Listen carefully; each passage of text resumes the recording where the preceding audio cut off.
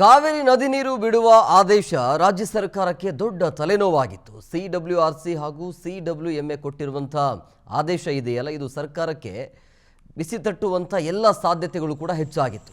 ರಾಜ್ಯ ಸರ್ಕಾರದ ವಿರುದ್ಧ ವಿವಿಧ ಸಂಘಟನೆಗಳ ಪ್ರತಿಭಟನೆಗಳು, ಬಿಜೆಪಿ ನಾಯಕರ ಪ್ರತಿಭಟನೆ ತಿರುವು ಪಡೆದುಕೊಳ್ಳುತ್ತೆ ಅನ್ನುವಾಗಲೇ ಈಗ ವರುಣದೇವ ರಾಜ್ಯ ಸರ್ಕಾರದ ಕೈ ಹಿಡಿದಿರೋದು ಸದ್ಯ ನಿರಾಳವಾಗಿದೆ.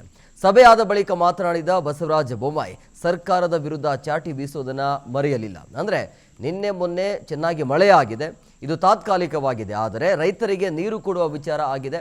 ಹೀಗಾಗಿ ಇದರ ಮೇಲೆ ಆರಾಮವಾಗಿ ಇರೋಕೆ ಆಗಲ್ಲ. 9.5 TMC ನೀರು ಬಿಡುವ ಒತ್ತಾಯ ಇದೆ. ನೀರು ಹರಿದು ಹೋಗುವ ಡೇಟಾ ಇಟ್ಕೊಂಡು ಸುಪ್ರೀಂನಲ್ಲಿ ವಕಾಲತ್ತು ಮಾಡೋದು ಸೇರಿದಂತೆ ಇಡೀ ವರ್ಷ ಸಿಡಬ್ಲ್ಯೂಎಂಎ ತೆಗೆದುಕೊಳ್ಳುವಂಥ ನಿರ್ಧಾರದ ಮೇಲೆ ಕಣ್ಣಿಡಬೇಕಾಗತ್ತೆ. 3,500 ಕ್ಯೂಸೆಕ್ ನೀರು ಬಿಡೋದು ಸಾಧನೆ ಅಲ್ಲ. KRS ಭಾಗದಲ್ಲಿ ನಮ್ಮ ರೈತರಿಗೆ ನೀರು ನೀಡಬೇಕಾಗಿತ್ತು ಅಂಥೇಳಿ ಹೇಳಿಕೆಯನ್ನು ಕೊಟ್ಟು, ಅದರ ಜೊತೆಗೆ ರೈತರು 70ರಷ್ಟು ಕೃಷಿ ಚಟುವಟಿಕೆಯನ್ನು ಮಾಡಿದ್ದಾರೆ.